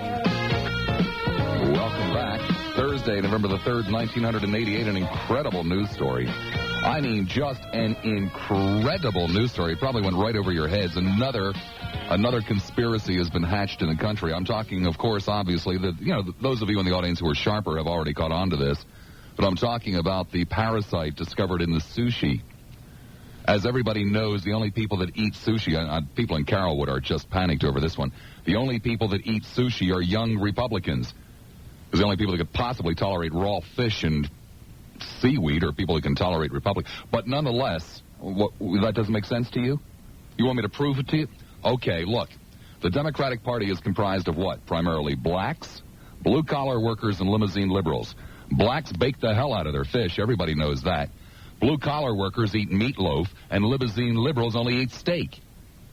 So obviously that leaves only the young Republicans. Now what they're trying to do is to wipe out these young Republicans with parasites in their sushi so that the Republican Party doesn't have a base to build upon. It's as clear can be. There isn't a line open. Take it back. I'll let you know when there is. Larry in Clearwater. Larry, you're on the air at 970 WFLA. Yeah, Bob. Hi, Larry. Hey, I just got some real alarming news about Liz Richards. Over there in Africa.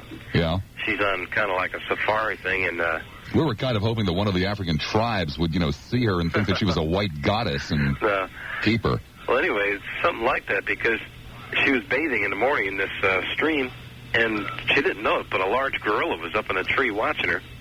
And apparently he was very taken with her beauty. Oh, no, you're kidding. He swooped down out of the tree. Oh, no. I will hold her up to the top of this high tree, up to his lair. And as their friends tried to help her, there came this shower of coconuts and sticks and rocks and everything else. So they didn't want to shoot for fearing to hit Liz. So they went to an adjoining tree to see if they could get a better vantage point. And when they climbed up, lo and behold, here's this gorilla laying on his back smoking a cigarette, and Liz was throwing the rocks. Oh, you're kidding. Oh, that's an awful story. Love it. On the political scene, I'm going to vote Democratic to kind of ensure my job safety. Well, I don't know that it's going to ensure your job safety, but I think it's probably in your best interest. Well, Reagan's people have long since been trying to do away with the Postal Service and privatize parts of it. And that's going to affect me if this ever comes about. And it might be something for one of your shows one of these days, call in and get some people's input on that. All right. I will store that one away, Larry. Privatization of the Postal Service. Larry, I thank you much, my young friend. Okay. Be good. Take care. One Arlene somewhere in Hillsborough County. Hi, Arlene. Hi. Bob? Yeah. Hi. Hi. I'm Arlene. Arlene. And I come from Massachusetts. Mm-hmm. And I arrived here a week ago Wednesday. Mm-hmm. And I have your show on every day, and I enjoy it. Didn't bring any Canadian quarters with you, did you? Pardon? You didn't bring any Canadian quarters with you, did you? No. You'll have to bear with me, Bob. I'm kind of nervous. But, you remind me of a talk host that we have in Boston, and I listen to him every day. Come on, I never talk about seatbelts. Oh, you know who I'm speaking of, then. Right, Mr. Seatbelts. I've never done a show on seatbelts. No. But I wanted to tell you, you had a caller who said she was from Massachusetts.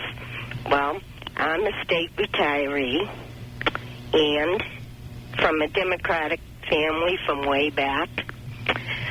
I don't think that girl there lived under the administration of Mr. Dukakis. I really can't believe she did. Because if she did, she would know how he has ruined the state of Massachusetts. And, Bob, I say that from my heart.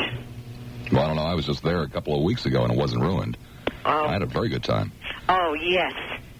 The tourist, you have your own good time. But you have to live there, Bob, believe me. I say that, really. Well, the fact of the matter is, I thought I was going to live there last spring, and I explored and searched, researched quite a bit. I wish you did. Didn't exactly seem like a hellhole to me. Well, I visited yesterday to a park, DeSoto Park, is that it? Yeah. Bob, it was immaculate. Immaculate. The shower rooms, everything. It was just great. And I was saying to my husband, they don't pay state taxes down here. And look at how wonderful. I believe, of what I have seen, and I will be here until May, of what I have seen in Florida, I think it's very... You keep the roads, and like I say, your beaches and... What roads? The roads that I've been on, Bob. Oh, that road. Yeah. Well, that's the only one we got. Come on.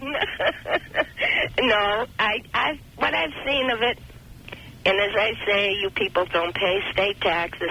And by the way, Bob... Ma'am, if you would like a major east-west highway to go from one side of the state in Florida, in one fell swoop, you have to go 150 miles south of here to Alligator Alley. Well... What bridge did I go over yesterday? A toll bridge? I don't know, ma'am. Going over there to that DeSoto Park. Well, I guess the toll bridge that goes over to DeSoto Park. I don't know the name of it. Yeah, well, anyway, those roads there were great. They really were. And as far as Mr. Dukakis dipping into all these things that woman said that he couldn't have... ask her to go back and find out. We are so far in the hole, Bob, up there, that poor Miss Murphy there, if God forbid, if he's ever elected, and she has to take over the state, I don't know where she's going to be at. Well, ma'am, I certainly do hope that while you're here in Florida that you do not need to take care of any other services outside of, or take use of any other services outside of Fort DeSoto Park, because you'll find out that we just don't have a hell of a lot here. That's one of the things that comes from not paying taxes. We do things here like start our health and rehabilitative service workers with a year's experience and a college degree at around $14,000 a year. Mm-hmm. We like to start our teachers out at just a tad better than that. We have a dropout rate in many cities in the state of Florida approaching 50%. Well, if you think it's a haven because you like Fort DeSoto Park, and you think that Massachusetts, which has some services and a little bit of culture, roads too, I might point out, is the hellhole of the earth, go for it, ma'am. Go for it. Vote against him. Vote for Bushy. I don't care. No, well, I'm not talking about voting. I'm talking about him as a man. Well, ma'am, I think I firmly believe that there are several million other people who live in the state of Massachusetts. And whatever the conditions are in the state of Massachusetts, I believe that they also share equal responsibility. No. I don't believe... I think, if I can remember my history in civics correctly, the state of Massachusetts is a commonwealth, not a dictatorship. Bob, it was a commonwealth. But like I told you, under his administration, he's put that state in a hellhole. He really has. And another thing, Bob... you were talking in the break there about sushi. Uh-huh. Okay, Mrs. Dukakis had sushi the other night. Well, then I guess he must be a young Republican at heart. Thank you, Arlene. Oh, they are here. David and Ted. Let's not gloss over this, quote, balanced budget that Mr. Dukakis has put forward. I don't remember ever sitting here crowing about it. I'm not impressed with a guy that has a balanced budget law in his state, balancing his budget every year. It doesn't impress me, sir. But he doesn't balance it. He does it. Are you there? Yeah, sir. He does it with overly optimistic revenue projections, and I will sign off and close. Are you talking about the same kind of overly optimistic revenue projections that, for example, the Ronald Reagan administration, along with George Bush, submitted a year or so ago that calls for no recessions well into the next century? Absolutely. Absolutely. There's no difference. No difference whatsoever, sir. I'm just trying to keep it in the context of the current comments that Well, if you're being honest, you would have pointed, I wouldn't have had to have pointed these things out to you. You would have pointed out that both sides are lying through their teeth. But, sir, there's a reason why they're lying through their teeth to you. Do you know what that reason is? Sure, they want to get elected. And they know that if they tell you the truth, you don't want to hear it. Yeah. Incidentally, let me give you a small technical correction as it relates to the corporate tendency to have zero cash in their bank accounts. Mm-hmm. Indeed, that is very prevalent. It is called controlled dispersing. And rather than picking necessarily the worst post offices, what most corporate treasurers will do is they will, when they can, they will pick banks that are in remote Fed districts where the presentment time is several days longer than it would be by virtue of the airports have less volumes of traffic coming into those post offices. Oh, there are all different kinds of ways of finding out where is the best place to pay your bills from. Sure, and on the other side of that coin, when a company is trying to accelerate or mobilize its collection of payments from its customers, they will give them P.O. boxes in places like Atlanta and Orlando and Charlotte and places like that, where a bank, for a fee, obviously goes by and sweeps the box every hour, takes the checks down, deposits them to account, ding, ding, ding. It's called corporate cash management. Well, you know, actually, I'm very surprised in chatting with you. I would assume that you would consider yourself somewhat of a conservative Republican. I'm a registered Democrat. Well, you know, I'm a registered Republican. People consider me a liberal Democrat, but that would be my perception. And my perception is that you would be, while a registered Democrat, somewhat closer ideologically to the conservative Republican. And that would be correct. Okay, well, then in that case, I'm really rather, I'm now totally puzzled. You see, in talking about the cash flow problems that the state of Massachusetts has, and virtually every organization does from time to time, those cash flow problems are, of course, being privatized by the banks in Boston, in essence, lending the money to the state until they can come up with it. Now, we have, in the federal government, which, of course, is controlled by conservative Republicans, cash flow problems, too. Virtually every single day of the year, there is more money put out than is taken in. Only a couple of times a year, like during April, as an example, do they actually run a positive cash flow. But they don't privatize it. They print the money. And I would think, sir, that you would applaud a fine governor like Michael Dukakis, who has figured out how to privatize the cash flow problems, and would be denouncing someone like George Bush or Ronald Reagan for not privatizing them. But, like I said, things confuse me all the time. Tim in Palmacia. Tim, you're on the air at 970 WFLA. Yeah, Bob. I had a real problem with the opening of your show. What do you mean you had a problem with it? I had a real problem. You see, I listened to your show at work. Uh-huh. And today I work at a restaurant. Today we had an inspection at work. Well, this place sure as hell wouldn't have passed one. My job was to clean out the tiles with a metal brush and some bleach. Mm-hmm. It's about 100 degrees back there. Mm-hmm. And I don't see how you could sit there in that air-conditioned office and talk about your Lincoln and so forth and complain about your trash can overflowing. Well, it's very easy. It's an absolute insult to me for the station to be left in this condition. It's an insult to everyone who works here. Well, you see, the problem I have, the people you scorn and so disdain are at least they're true to what they say. Do you know about?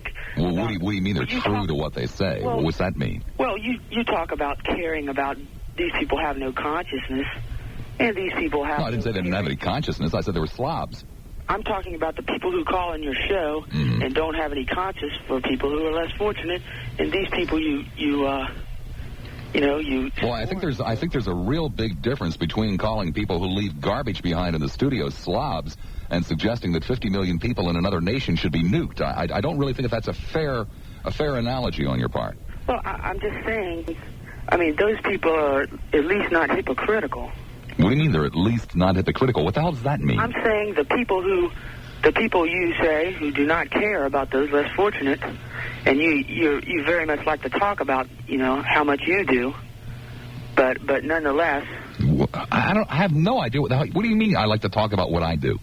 You like to talk about how much you care about people less fortunate. Or you like to say about the problems and... No, I basically say that none of us do anything about it. I don't work at the soup kitchen in my spare time. You don't? No, I don't. Well, I just... No, I don't give away 40% of my income to charity. I don't do that. Well should, but I don't. Well, if you'll tell me right now you don't care in anything and you're happy with things how they are now, I'll have no problem with it. Well, sir, I believe I've spent somewhat over 3 years and 2 months in this market saying that we're all guilty of such things, myself included. I believe that's what I've always said. I do not pat myself on the back as being a great humanitarian. Right. I'm not. I'm a recluse, materialistic, rude, just like everybody else. The only difference is I know when I'm wrong, and I will admit it. I'm wrong. Always do admit it. I think when you leave the line blank for a while because the trash can's overflowed or there's trash. Well, sir, the trash can is the trash can is overflowing every day, but most days the studio is not covered in grease, and most days the studio is not littered with garbage. So on the days when it's only the trash can, I basically keep my mouth shut. But when I have to walk into a studio in the condition that this one was in today, I don't keep my mouth shut about it. Hell, if I have to clean it up, I'm going to tell you about it. Okay, I'm just saying you ought to think about how bad things really are there. And maybe if more people... Sir, I know how bad things really are here. That's what I was talking about for the 7 minutes it took me to clean the studio. Well, obviously, you've never done any kind of job that wasn't that leisurely. Oh, I beg your pardon. I've spent most of my life doing jobs that were anything but leisurely. I've worked in bathtub factories next to a 1,700-degree furnace. I've driven a cab, worked as a bartender. I've worked as a bus boy. So you have done these things? Of course I have. Well, then you should remember. I do remember, sir. But now I remember vividly. So you don't see the correlation. As a matter of fact, 3 years ago, I tried to get a job as an attendant at a dry cleaner and couldn't for $4 an hour. Why not? They wouldn't hire me. You were overqualified? No, I was probably too old. Well, I usually agree with most things you say, but I know you don't really care. But I just think. No, sir, you're absolutely correct. I don't care whether or not you agree with me. The only thing I care about is that A, you have some thoughts and opinions, and B, they're arrived at honestly. Whether or not they're mine, you're right. I don't care. Right. But I care very much that you have your own. Okay. Be good, Tim. Thanks. Off we go to Carolyn in Newport Richie. Carolyn, the Politburo meeting is over? Hello there, Mad Dog. I find it awfully strange, Carolyn, that you've been absent during all of these big goings-on in Moscow. Oh, yes. I'll tell you, just when you thought it was safe, I got back from California. Oh, yeah, right. California, wink. Right out there in Reagan Land at Santa Barbara. And I wanted to tell you that I watched the Quayle-Benson debate in an upwardly mobile yuppie bar, and the parking lot was filled with Lincolns and Mercedes. Yeah, but they were town cars, not Continentals. Yes, most of them were. I agree. And everyone was eating sushi. And do you remember when the question was asked of Dan Quayle what he would do if he found himself president? And he said, the first thing I would do is say a prayer. The entire restaurant was like Saturday Night Live. All the yuppies were choking on their sushi. Honest to God, they were... Well, yeah, most people who eat sushi have to choke on it. Come on, Carolyn. I mean, God, they were rolling on the floor. One couple got down and prayed in supplication, and I can't repeat on the air the Quayle prayer, but it was hysterically funny. And I wanted to say something to you. I haven't been able to listen to your program for a long time, Bob, and I've missed it. But you were talking about George Will probably being the last real conservative left in this country. I couldn't agree with you more. And the scam of this decade is this election right now, which is going on. Here we have Roger Ailes, the manager of George Bush, and he has pulled off a real scam. First of all, he has seen to it that the record and the thoughts and the creeds of Michael Dukakis have been completely distorted. They've lied about him, and they have painted him in the minds of the American people as a dangerous left-wing liberal. Do you disagree? Well, I believe it. It goes without saying, Carolyn. You got it. You know. And at the same time, when the people weren't looking, here is this patrician conservative, George Bush. He has never been even hinted that George Bush was anything except a mainstream conservative.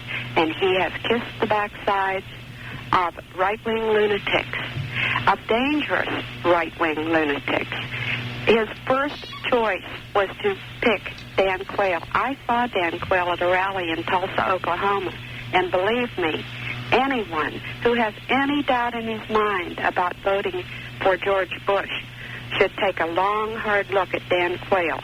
Do you know that when he... But, Carolyn, that's not going to happen. You're wasting your breath. I don't care. Actually, I have come to the place where I think this country deserves this scam. And I think for your benefit as a talk show host in the Tampa Bay area, that a Bush-Quayle administration is going to make you mucho bucks.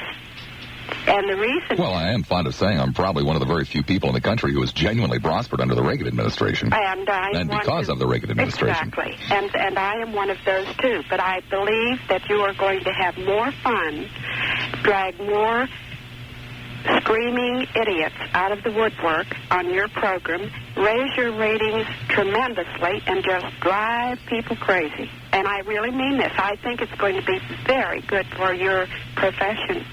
Particularly Bob Lassiter with your Socratic irony. Well, the problem is, I'm just so down on the market these days. I won't be able to take much of an advantage with the lowered capital gains taxes. Oh, I know. So I'm kind of bummed out about that. Well, you know what? Those of us who understand what's going on with Bush and how he adores the takeovers, the leverage buyouts, and so forth, we know how to cover our backsides. We're at least that smart. We're not the ones who have to worry about that. It's the poor slobs who don't know and can't see that aspect of Bush's presidency. They're the ones who are going to be screaming. Well, Carolyn, also, let's call a spade a spade. We've got Alan Greenspan running around now saying, "Oh my God, this is boys, would you please?" Well, in all honesty, Carolyn, for the last 8 years, we've had a Democratic-controlled Congress. Actually, somewhat before that as well, as you know, going back to what 1956, 58. I'm not sure. 57. 57. Okay. It's that Congress. And now, of course, the Democratic Senate. Mm-hmm. They are the two legislative bodies that will have to introduce and pass the legislation restricting and controlling to some degree the leveraged buyouts, and they have not done so. To the best of my knowledge, there is not a piece of legislation on the table. So while it is a Republican mentality that has brought this upon, it's the mentality of everybody else who didn't see the danger in it either. I agree with you, and I think that in the next 2 years, they're going to be forced, even the Democrats in our Congress are going to be forced to call a halt to it. Absolutely. I'll make a bet on that. But they probably won't do it until after the bubble bursts, But late. Such is life. Too late. But in the meantime, people like you and like me and like a lot of people who listen to your program had better cover our backsides. And we know how to do that. Well, I just look forward to the day and I come in here and I say, I told you so, I told you so, I told you so, I told you so. Exactly. Well, it's been nice talking to you, and I've sure missed your show. Well, welcome back from Moscow, California. What was it? No, Santa Barbara, Tulsa, Oklahoma, and Aspen, Colorado.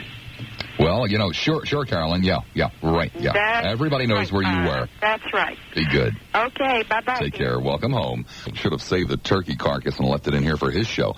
Richard in Clearwater. Richard, you're on the air at 970 WFLA. Right-thinking people in this country are sick and tired of being told that ordinary decent people are fed up in this country with being sick and tired. No. I thought I'd start out with that. Okay. Okay, yeah, Bob, anyways, I want to sing the praises of the Republicans, and I'm upset that everybody thinks they're idiots, because they're not. They're very intelligent, calculating people. Okay. And, for instance, it's like you're an average income Republican or a poor Republican, and you're thinking, look at the way these laws are set up. No, sir, I'm an upper income Republican. No, I'm saying that if you were that kind of a person, you'd be thinking to yourself, gosh, look at these laws. Someday, if the good Lord above will bless me with riches, I'll be able to keep them and keep amassing them, and I won't have to share it with anybody else. And if the good Lord blesses you with a place, an establishment, you could say to yourself, boy, all these Republicans in office, they're trying to kill the Civil Rights Act, they're trying to swing it back another 20, 40 years. I won't have to serve anybody I don't want to. I could, like Robert Bork said, have the right not to serve somebody that I don't want. I think these are very intelligent people. They know what they want. They know what they want to do, and they're going for it.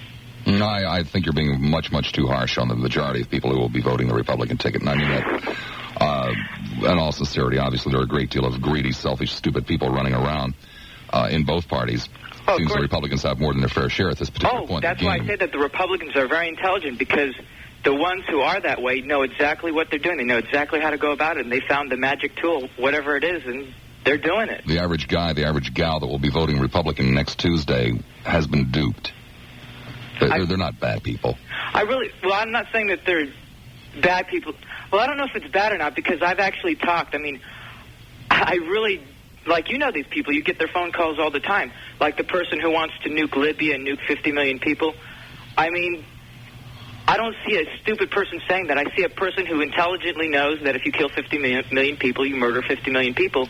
And it's a point of that's what they want to do. I mean, they've thought about it. They've actually prayed about it, sat up at night and said, boy, this is the right thing to do. This is the thing to do. And they intelligently came to that decision. No, they're not stupid people. They're just callous people. But then, as I said earlier in the show, why should we be surprised that they look down their noses at ragheads who live 8,000 miles away? Because they look down their noses at their neighbors. So what the hell? What's the difference? That's true. Oh, can I make another comment about the religious aspect of this? Sure. Okay, great. You know how the old saying, like, politics makes strange bedfellows? Yeah. And what I think is funny is how the Christians are always concerned of how they look in front of the world and how they'll portray Jesus in front of the world. And the funny thing is that what they're actually doing is they're going along with any parties. They hook themselves up with a party no matter what the party does, whether right or wrong. It's just that they stay hooked up with the party. Like, you say Ronald Reagan is into astrology. Well, yeah, we'll forgive him on that. It doesn't matter anymore. We'll cross that out of the Bible. Or you say Ronald Reagan constantly lies, and every Christian I've ever talked to admits that Ronald Reagan constantly lies, and they know it to a fact. So it almost seems like they're prostituting their God to the highest bidder. It's like, well, as long as we get what we want, we don't care, and we'll just keep up the good act. Well, there's just one word that describes it all, and it's called hypocrisy. I thank you, Richard. Okay, bye. Take care. Well, let me ask you a question. If I called you up tonight at home, if I had you leave your phone number here, and I called you up tonight at home, and I said, Jim, you're a smart guy. I'd let you on the show today. Mm-hmm. Tell you what I'm going to do. This radio station is owned by J-Corps. Okay, they're traded on the over-the-counter market. Mm-hmm. I've got some news to give you. J-Corps is going to be taken over by CBS. Right. J-Corps stock is currently selling at about $6 a share. The takeover is going to be announced next Tuesday. Right. For $44 a share. J-Corps is going to go from 6 to 44 overnight. I'll lend you $1,200 to buy 200 shares if you don't have it. Would you buy? Well, I don't know if I could, actually, because I'm 17 years old. I imagine I would if I could, yeah. Well, don't blame it on the Republicans, my friend. Blame it on yourself and everybody else in the country, because that's the kind of crap that's been going on. That's true. I understand what you're saying, but, it's just, everybody's people, they have an opportunity set in front of them, and they receive information. It's just, they're just people, and they're going to use the information to benefit them. That's what a person is. I'm a person. That's what I would do. By the way, for the benefit of the Democrats listening, CBS is not going to take over J-Corps next Tuesday. For the benefit of the Republicans, they are. Yeah. The economic policies, though, have really upset me. I mean, the real truth is I have no knowledge one way or the other. Yes, go ahead. I'm sorry. Oh. Got to cover my tush here. Yeah, I know what you mean. The economic policies are just ridiculous, though. So many people are led to believe that our economy is robust and we have this expanding economy. The stock market, a lot of people don't refer to it as a crash. I would. I think it was a stock market crash. Our economy was badly hurt in that. Our deficit's been tripled. It's been reduced lately by the Grand Rudman Act, but still they claimed that they would balance the budget, and it just increased so rapidly. I couldn't believe it. I mean, I'm 17 years old, and I just started watching this when I was 8 years ago. When I was 9 is when I started following politics. I watched the election of Carter and Reagan. I saw what they're running for. I saw their platform, and Reagan said that he would balance the budget, and it's tripled. And I don't think the American people realize what they're in for. They can call the U.S. U.S. deficit if they want Jim, to. I also have to point out to you that Jimmy Carter said he was going to balance the budget, that Jerry Ford said he was going to balance the budget, that Richard Nixon said he was going to balance the budget. And so did Lyndon Johnson. And I believe we have had one balanced budget since Lyndon Johnson's taking over, and that, by the way, did come in the Johnson administration. Right. Well, also, the Reagan-Bush administration, the deficit increased the most, let's say. Yes, that's so true. I would say they lied worse than anyone else, if you will. Well, judging from that way, they did. Jim, I apologize, but I'm getting late here, and I got to move along. Don Richards standing by with a WFLA News Brief. Donald, baby. And we had a chance to see Michael Dukakis handle a crisis. Well, this may come as a tremendous surprise to you, Manny. Well, while snow removal is a very big issue in many northern cities throughout most of the country, it is not normally what most of us base our selections on. No, wait. I lived in Utica, and I remember it was a real big issue. The mayor of Chicago was turned out based upon snow removal. Well, I was saying to Manny, I appreciate that in many northern cities, snow removal is indeed a legitimate issue, but I don't necessarily think it applies in this particular case. But then, these are weird times, man. Weird times. Tomorrow at noon, behave yourselves, okay?